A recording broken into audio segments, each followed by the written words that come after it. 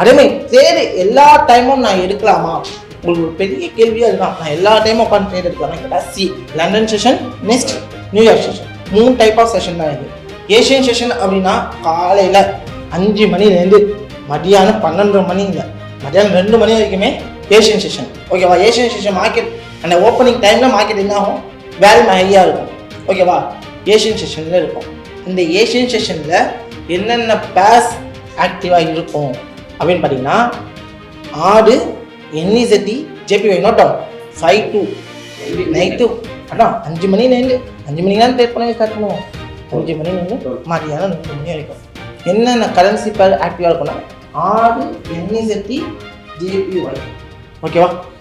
London session sir இது Asian session time 5 to என்ன சொல்றீங்க சார்? 5 to 2 மணி, 2 மதியானம் 2 5 to 2. எஸ். கிலோ GBP, USD கேர் ஈவினிங் 6 மணிலேருந்து நைட்டு 2 மணி வரைக்கும். இப்போ ஏஷியன் செஷனும் லண்டன் செஷனும் ஒரு டைமிங் மெட் ஆகுதா, ரெண்டுமே ஒரே டைமில் ரன் ஆகுதா, அதை வந்து ஓவர்லாப்பிங் செஷன் சொல்லுவோம்.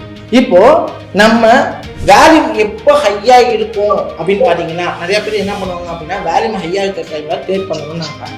அது எப்போ பண்ணுவாங்க அப்படின்னா மேக்ஸிமம் நியூயார்க் செஷனில் மட்டும்தான்.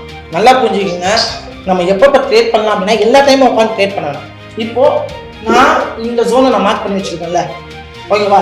இந்த ஜோனில் மார்க்கெட் ரெஸ்பெக்ட் ஆனால் எந்த டைமில் மார்க்கெட் ரியாக்ட் ஆக சான்சஸ் இருக்குங்கிறத ஃபஸ்ட்டு நான் திங்க் பண்ணுவேன். இப்போ நான் இந்த ஜோனில்னா எனக்கு என்ன பண்ணணும், இப்போ யூஎஸ்டியில் இருக்கேன்.